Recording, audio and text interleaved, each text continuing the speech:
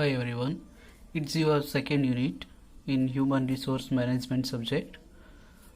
Okay, second unit is human resource planning. Introduction.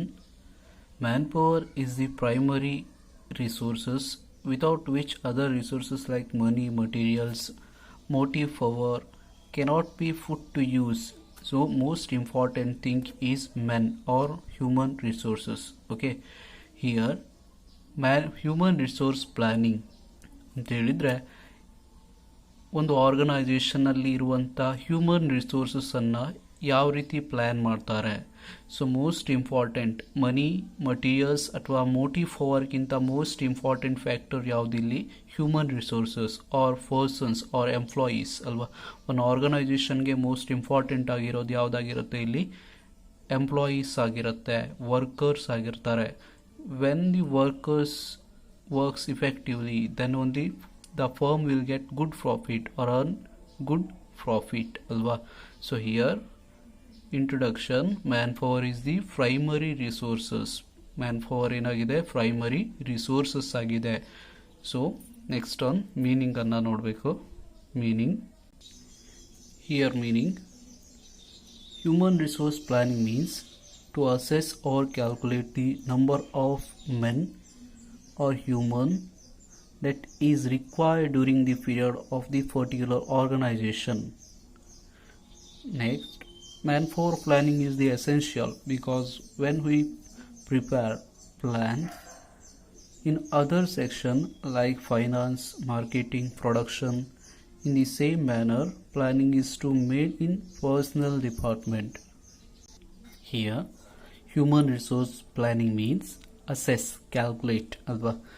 To calculate, ಒಂದು organisation ಏನು ಮಾಡುತ್ತೆ? Calculate ಮಾಡುತ್ತೆ ಏನನ್ನ, ಒಂದು ಆರ್ಗನೈಸೇಷನ್ಗೆ ಎಷ್ಟು ಜನ ವರ್ಕರ್ಸ್ ರಿಕ್ವೈರ್ಮೆಂಟ್ ಇದೆ. ಸೊ ಎಷ್ಟು ಜನ ವರ್ಕರ್ ಇದ್ದರೆ ಈ ವರ್ಕನ್ನು ಕಂಪ್ಲೀಟ್ ಮಾಡ್ಬೋದು ಅನ್ನುವಂಥದ್ದನ್ನು ಕ್ಯಾಲ್ಕುಲೇಟ್ ಮಾಡೋದನ್ನ ಏನಂತ ಕರೀತಾರೆ, ಅಥವಾ ಅಸ್ಯೂಮ್ ಮಾಡೋದನ್ನು, ಅಸೆಸ್ ಮಾಡೋದನ್ನು ಏನಂತ ಕರೀತಾರೆ? ಹ್ಯೂಮನ್ ರಿಸೋರ್ಸ್ ಪ್ಲಾನಿಂಗ್ ಅಂತ ಹೇಳ್ಬಿಟ್ಟು ಕರೀತಾರೆ.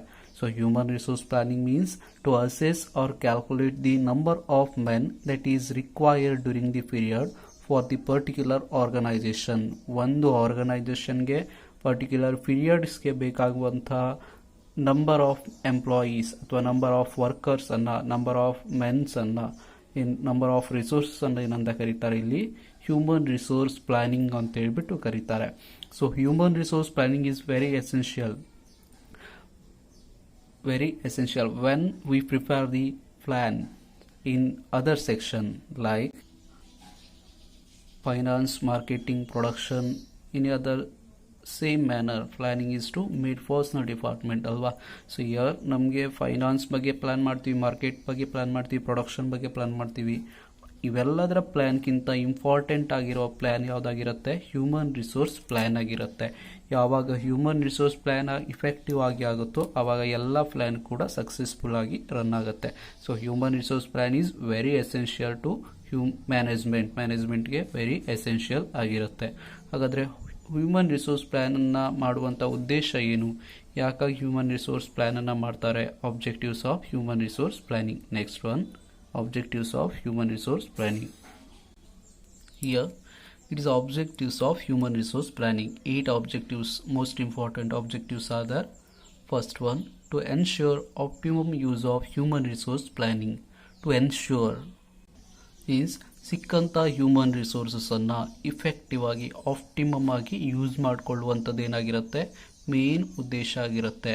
To ensure optimum use of human resources. Okay. Second one, to determine future requirement level. Second one ಏನಿದೆ? ಡಿಟರ್ಮೈನ್. ಫ್ಯೂಚರಲ್ಲಿ ನಮಗೆ ಎಷ್ಟು ಎಂಪ್ಲಾಯೀಸ್ ಅಥವಾ ಹ್ಯೂಮನ್ ರಿಸೋರ್ಸ್ ರಿಕ್ವೈರ್ಮೆಂಟ್ ಇದೆ ಅನ್ನೋದನ್ನು ಡಿಟರ್ಮೈನ್ ಮಾಡುವಂಥದ್ದು, ಥಿಂಕ್ ಮಾಡುವಂಥದ್ದು, ಪ್ಲ್ಯಾನ್ ಮಾಡುವಂಥದ್ದು ಸೆಕೆಂಡ್ ಆಬ್ಜೆಕ್ಟಿವ್ಸ್ ಆಗಿರುತ್ತೆ. ಇನ್ನು third one, to provide control measures ಅಲ್ವಾ. ಹ್ಯೂಮನ್ ರಿಸೋರ್ಸಸನ್ನು ಕಂಟ್ರೋಲ್ ಮಾಡುವಂಥದ್ದು. ಸೊ ಹ್ಯೂಮನ್ ರಿಸೋರ್ಸನ್ನು ಕಂಟ್ರೋಲ್ ಮಾಡುವಂಥದ್ದು ಕೂಡ ಹ್ಯೂಮನ್ ರಿಸೋರ್ಸ್ ಪ್ಲ್ಯಾನಿಂಗ್ನ ಇನ್ನೊಂದು ಉದ್ದೇಶ ಆಗಿರುತ್ತೆ. Next one, to cost the manpower component in new project. Okay, to ensure, to measure new project ಬೇಕಾಗುವಂಥ ಎಂಪ್ಲಾಯೀಸ್ ಅಥವಾ ಮ್ಯಾನ್ ಪವರ್ ಪ್ಲ್ಯಾನನ್ನು ಮ್ಯಾನ್ ಪವರ್ಸನ್ನು ಏನು ಮಾಡುವಂಥದ್ದು ಮೆಷರ್ ಮಾಡುವಂಥದ್ದು, ಎಷ್ಟು ಕಾಸ್ಟ್ ಆಗುತ್ತೆ ಮ್ಯಾನ್ ಪವರ್ಗೆ ಎಷ್ಟು ಕಾಸ್ಟ್ ಆಗುತ್ತೆ ಅನ್ನುವಂಥದ್ದನ್ನು ಮೆಷರ್ ಮಾಡುವಂಥದ್ದು, ಡಿಟರ್ಮೈನ್ ಮಾಡುವಂಥದ್ದು, ಕ್ಯಾಲ್ಕುಲೇಟ್ ಮಾಡುವಂಥದ್ದು ಕೂಡ ಹ್ಯೂಮನ್ ರಿಸೋರ್ಸ್ ಪ್ಲಾನಿಂಗ್ನ ಇನ್ನೊಂದು ಆಬ್ಜೆಕ್ಟಿವ್ಸ್ ಆಗಿರುತ್ತೆ. Next one, to minimise the imbalance of human resources. Imbalance ಅಲ್ವಾ, ಹ್ಯೂಮನ್ ರಿಸೋರ್ಸ್ ಒಮ್ಮೊಮ್ಮೆ ಏನಾಗಿರುತ್ತೆ ವರ್ಕ್ ಕಡಿಮೆ ಇರುತ್ತೆ, ವರ್ಕರ್ಸ್ ಜಾಸ್ತಿ ಆಗಿರ್ತಾರೆ, ಹ್ಯೂಮನ್ ರಿಸೋರ್ಸಸ್ ಕಡಿಮೆ ಇರುತ್ತೆ, ವರ್ಕ್ ಜಾಸ್ತಿ ಇರುತ್ತೆ. ಈ ಟೈಮಲ್ಲಿ ಏನು ಇಂಬ್ಯಾಲೆನ್ಸ್ ಆಗಿರುತ್ತೆ. ಸೊ ಇದನ್ನೇನು ಮಾಡಬೇಕು, ಮಿನಿಮೈಸ್ ಕಡಿಮೆ ಮಾಡುವಂಥದ್ದು, ಇಂಬ್ಯಾಲೆನ್ಸನ್ನು ಕಡಿಮೆ ಮಾಡುವಂಥದ್ದು ಕೂಡ ಆಬ್ಜೆಕ್ಟಿವ್ಸ್ ಆಗಿರುತ್ತೆ. Next sixth one, to determine level of recruitment and training. To determine, so human ರಿಸೋರ್ಸಸ್ಗೆ ಅಲ್ವಾ, ಒಂದು ಆರ್ಗನೈಸೇಷನಲ್ಲಿರುವಂಥ ಹ್ಯೂಮನ್ ರಿಸೋರ್ಸಸ್ಗೆ ಬೇಕಾಗುವಂಥ ರಿಕ್ರೂಟ್ಮೆಂಟ್ ಅಲ್ವಾ, ಎಷ್ಟು ಜನ ಬೇಕಾಗಿದೆ ಮತ್ತು ಯಾವ ರೀತಿ ಟ್ರೈನಿಂಗ್ ಫೆಸಿಲಿಟೀಸ್ ಬೇಕಾಗಿದೆ ಅನ್ನುವಂಥದ್ದನ್ನು ಡಿಟರ್ಮೈನ್ ಮಾಡುವಂಥದ್ದು ಕೂಡ ಹ್ಯೂಮನ್ ರಿಸೋರ್ಸ್ ಪ್ಲ್ಯಾನಿಂಗ್ನ ಇನ್ನೊಂದು ಆಬ್ಜೆಕ್ಟಿವ್ಸ್ ಆಗಿರುತ್ತೆ.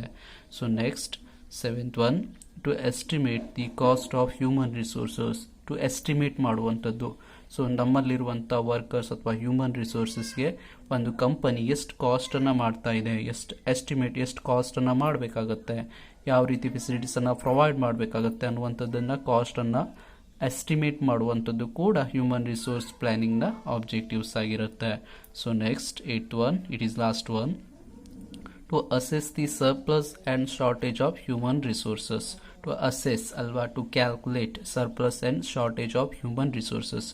ಒಂದು ವರ್ಕ್ಗೆ ಜಾಸ್ತಿ ಆಗಿದಾರೋ, ಎಂಪ್ಲಾಯೀಸ್ ಜಾಸ್ತಿ ಆಗಿದ್ದಾರೋ, ಅಥವಾ ಹ್ಯೂಮನ್ ರಿಸೋರ್ಸಸ್ ಜಾಸ್ತಿ ಆಗಿದೆಯೋ, ಅಥವಾ ಶಾರ್ಟೇಜ್ ಆಗಿದೆಯೋ, ಕಡಿಮೆ ಇದ್ದಾರೋ ಅನ್ನುವಂಥದ್ದು ಏನು ಮಾಡುತ್ತೆ, ಅಸೆಸ್ ಮಾಡುತ್ತೆ.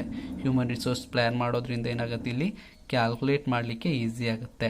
To assess the surplus and shortage of human resources. These are all the objectives of human resource planning. Human resource planning ಮಾಡೋದರ ಉದ್ದೇಶ ಆಗಿರುತ್ತೆ, ಏನಿರುತ್ತೆ, first one, to ensure optimum use of human resources. Second one, to determine future requirement level. Third one, to provide control measures. Fourth one, to cost the manpower component in new project. Fifth one, to minimize imbalance of human resources. Sixth one, to determine level of recruitment and training. Seventh one, to estimate the cost of human resources. Eighth one, to assess the surplus and shortage of human resources. These are all the objectives of human resources ಆಗಿರುತ್ತೆ. Okay, next ಕ್ಲಾಸಲ್ಲಿ factor affecting the human resource planning. Human resource planning ಮಾಡಬೇಕಾದ್ರೆ ಯಾವ್ಯಾವ factors, ಯಾವ್ಯಾವ ಅಂಶಗಳು affect ಆಗುತ್ತೆ ಅನ್ನೋದನ್ನು study ಮಾಡೋಣ. So thank you for watching.